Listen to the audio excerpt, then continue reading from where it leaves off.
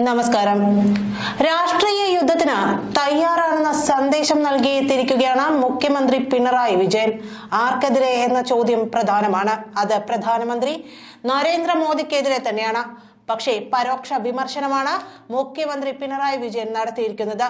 അധികാര സ്ഥാനത്തിരിക്കുന്നവർ തന്നെ യുക്തിരഹിതമായ കാര്യങ്ങൾ പ്രചരിപ്പിക്കുന്നതായിട്ടാണ് മുഖ്യമന്ത്രി പറഞ്ഞത്. കൊട്ടിയും ടോർച്ചടിച്ചും ശാസ്ത്രബോധമുള്ള തലമുറയെ വളർത്തിയെടുക്കാനാകില്ല. ശാസ്ത്രം ശാസ്ത്രത്തിന് വേണ്ടിയല്ല, സമൂഹത്തിന് വേണ്ടിയാണെന്നും മുഖ്യമന്ത്രി ചൂണ്ടിക്കാണിക്കുന്നു. കോവിഡ് കാലത്തെ നേട്ടങ്ങൾക്ക് പാത്രം കൊട്ടിയടിച്ച് അഭിവാദ്യം അർപ്പിക്കാൻ പ്രധാനമന്ത്രി ആഹ്വാനം ചെയ്തിരുന്നു. ഇതിനെയാണ് വർഷങ്ങൾക്ക് ശേഷം പിണറായി കളിയാക്കുന്നത്. പ്രധാനമന്ത്രി കേരളത്തിൽ എത്തുന്നതിന്റെ തലേ ദിവസമാണ് മുഖ്യമന്ത്രിയുടെ ഈ വിമർശനം എന്നതും ശ്രദ്ധേയമാണ്. തോന്നയ്ക്കൽ ബയോ ലൈഫ് സയൻസസ് പാർക്കിൽ ഗ്ലോബൽ സയൻസ് ഫെസ്റ്റിവൽ കേരള ഉദ്ഘാടനം ചെയ്യുകയായിരുന്നു അദ്ദേഹം.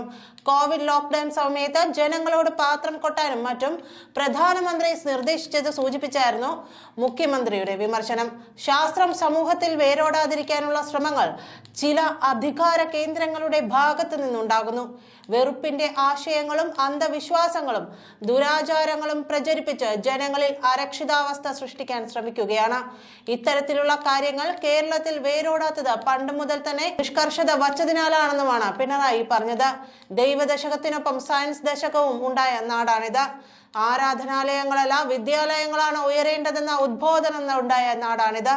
ശാസ്ത്രത്തെ നോക്കുകുത്തിയാക്കി ആൾ ദൈവങ്ങളെ ആദരിക്കുന്ന കാഴ്ചയാണ് ഇപ്പോൾ കാണുന്നത്. ജനകീയ കല പോലെ തന്നെ ശാസ്ത്രത്തെയും പ്രചരിപ്പിക്കണം. ശാസ്ത്രം കൊള്ളലാഭത്തിന് വേണ്ടിയുള്ള ഉപാധിയാകരുത്. ശാസ്ത്രീയ അടിത്തറയുള്ളത് കൊണ്ടാണ് വിദ്വേഷ രാഷ്ട്രീയം കേരളത്തിൽ ഓടാത്തത്. ഉത്തരവാദിത്തപ്പെട്ടവർ ശാസ്ത്ര വിരുദ്ധത പറയുകയാണ്. മതമാണ് രാജ്യ പുരോഗതിക്കുള്ള വഴിയെന്ന് പ്രചരിപ്പിക്കുന്നതിന്റെ ഫലം പാരതന്ത്ര്യമാണെന്നും മുഖ്യമന്ത്രി പറയുന്നു.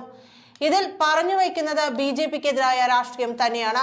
വെറുപ്പിന്റെ ആശയങ്ങൾക്കും അന്ധവിശ്വാസങ്ങൾക്കും അനാചാരങ്ങൾക്കുമെതിരെ പുതിയ സമരമുഖം തുറക്കേണ്ടതുണ്ടെന്ന് മുഖ്യമന്ത്രി പറയുന്നു. ശാസ്ത്രാവബോധവും യുക്തിചിന്തയും വളർത്തേണ്ടതും പ്രചരിപ്പിക്കേണ്ടതും അനിവാര്യമായ സവിശേഷ കാലഘട്ടത്തിലൂടെയാണ് നാം കടന്നു പോകുന്നതെന്നും മുഖ്യമന്ത്രി പറഞ്ഞു. രാജ്യത്തെ മതേതര മൂല്യങ്ങൾ ആക്രമിക്കപ്പെടുന്നതിനൊപ്പം സമൂഹത്തിൽ വിഭാഗീയത സൃഷ്ടിക്കാനുള്ള ശ്രമങ്ങളും വർദ്ധിച്ചു വരികയാണ്. ശാസ്ത്രബോധമുള്ള ശാസ്ത്രീയതയിൽ അധിഷ്ഠിതമായ സമൂഹത്തെ തെറ്റിദ്ധരിപ്പിച്ച് രാഷ്ട്രീയ നേട്ടമുണ്ടാക്കാൻ പ്രയാസമാണ്.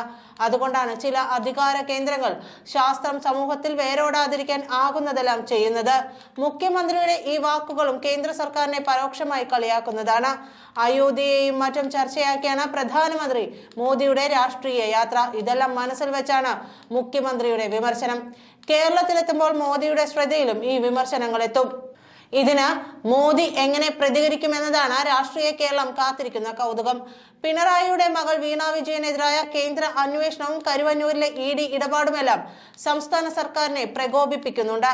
ഇതെല്ലാം പിണറായിയുടെ പ്രസംഗത്തെ സ്വാധീനിച്ച ഘടകമായി BJPയും കരുതുന്നുണ്ട്. മുഖ്യമന്ത്രിയുടെ പ്രസംഗത്തിലെ പ്രധാന ഭാഗങ്ങൾ ഇങ്ങനെയാണ്. വെറുപ്പിന്റെ ആശയങ്ങളും അന്ധവിശ്വാസങ്ങളും ദുരാചാരങ്ങളും പ്രചരിപ്പിച്ച് ജനങ്ങളിൽ അരക്ഷിതാവസ്ഥ സൃഷ്ടിക്കാൻ ശ്രമിക്കുകയാണ്. അന്ധവിശ്വാസങ്ങൾക്കും അനാചാരങ്ങൾക്കുമെതിരായ അവബോധം വളർത്തുന്നതിന് പകരം അധികാര സ്ഥാനത്തുള്ളവർ തന്നെ ശാസ്ത്രവിരുദ്ധമായ കാര്യങ്ങൾ പ്രചരിപ്പിക്കുകയാണ്. കഴിഞ്ഞ ഒരു ദശാബ്ദത്തിനുള്ളിൽ ഇതിന് നിരവധി ഉദാഹരണങ്ങൾ ഉണ്ടായിട്ടുണ്ട്. പണ്ടിവിടെ പ്ലാസ്റ്റിക് സർജറി ഉണ്ടായിരുന്നുവെന്നും പശു ശ്വസിക്കുമ്പോൾ ഓക്സിജൻ പുറത്തുവിടുന്നുവെന്നും ഉത്തരവാദിത്തപ്പെട്ട സ്ഥാനത്തിരിക്കുന്നവർ തന്നെ പ്രചരിപ്പിക്കുകയായിരുന്നുവെന്നും മുഖ്യമന്ത്രി പറയുന്നു. പണ്ടേ തന്നെ ശാസ്ത്രബോധത്തിൽ പ്രത്യേക നിഷ്കർഷത വെച്ചതുകൊണ്ടാണ് ഇത്തരം ശ്രമങ്ങൾ കേരളത്തിൽ വിജയിക്കാത്തത്. സഹോദരൻ അയ്യപ്പന്റെ കാലത്ത് സയൻസിന്റെ പ്രാധാന്യം കവിതയിലൂടെ പഠിപ്പിച്ച ചരിത്രമാണ് നമുക്കുള്ളത്. ദൈവദശകത്തിനൊപ്പം സയൻസ് ദശകവും ഉണ്ടായ നാടാണിത്. സമൂഹം എന്ന നിലയിൽ കേരളം ഒറ്റക്കെട്ടായി നിന്ന് ശാസ്ത്ര വിരുദ്ധതയെ പരാജയപ്പെടുത്തുന്നു. വിദ്വേഷത്തിന്റെ രാഷ്ട്രീയം ഇവിടെ വേരോടാത്തത് ശാസ്ത്ര അടിത്തറയുള്ളതുകൊണ്ടാണ്. ഇത് വിദ്വേഷത്തിന്റെ രാഷ്ട്രീയമുള്ളവരെ അസ്വസ്ഥപ്പെടുത്തുകയാണ്. ശാസ്ത്രത്തെ സംരക്ഷിക്കാൻ വലിയ ജനകീയ പ്രസ്ഥാനം ഉണ്ടാകേണ്ടിയിരിക്കുന്നു. അത്തരം സമരങ്ങൾക്കും ബോധവൽക്കരണത്തിനും വേണ്ട അധികാരം ഭരണഘടനയെ തന്നെ തരുന്നുണ്ട്. ആ ഉത്തരവാദിത്തം ഏറ്റെടുക്കുക എന്നതാണ് യഥാർത്ഥ രാജ്യസ്നേഹികൾ ചെയ്യേണ്ടത്. ശാസ്ത്രബോധം വളർത്തണം എന്നാവശ്യപ്പെടുന്ന ഭരണഘടന പ്രകാരം സത്യപ്രതിജ്ഞ ചെയ്തവർ തന്നെ ശാസ്ത്രബോധം തകർക്കുന്ന യുക്തിരഹിതമായ പ്രസ്താവന പ്രസ്താവനകൾ നടത്തുകയാണ്. കേരളം ഭരണഘടനാപരമായ ഉത്തരവാദിത്തം ഏറ്റെടുക്കുകയാണ്. അതിന്റെ ഭാഗമാണ് ഗ്ലോബൽ സയൻസ് ഫെസ്റ്റിവൽ കേരള. കേരളത്തിന്റെ ഓരോ കോണിലും ശാസ്ത്ര പ്രചാരണ സംവിധാനങ്ങൾ നിലവിൽ വരുത്തുക, അവയെല്ലാം പൊതുസമൂഹത്തിന് ഉപയോഗപ്പെടുത്തുന്ന രീതിയിൽ വളർത്തുക എന്നതാണ് സർക്കാരിന്റെ ലക്ഷ്യം. ശാസ്ത്രാവബോധമുള്ള തലമുറ നാടിന്റെ സമ്പത്താണ്. അവർക്ക് മാത്രമേ നാടിനെ പുരോഗതിയിലേക്ക് നയിക്കാനാകൂ. പാട്ടകൊട്ടിയും ടോർച്ചടിച്ചും ശാസ്ത്രബോധമുള്ള സമൂഹത്തെ വളർത്താൻ കഴിയില്ല. അത്തരം അബദ്ധങ്ങൾ ഉത്തരവാദിത്തപ്പെട്ടവർ തന്നെ പ്രചരിപ്പിക്കുമ്പോൾ അവയിലെ പൊള്ളത്തരങ്ങൾ തുറന്നു കാട്ടുന്ന ശാസ്ത്രീയമായ വിശദീകരണവുമായി രംഗത്ത് വരാനുള്ള സാമൂഹികമായ ഉത്തരവാദിത്തം ശാസ്ത്രവുമായി ചേർന്ന് നിൽക്കുന്ന എല്ലാവർക്കുമുണ്ട്.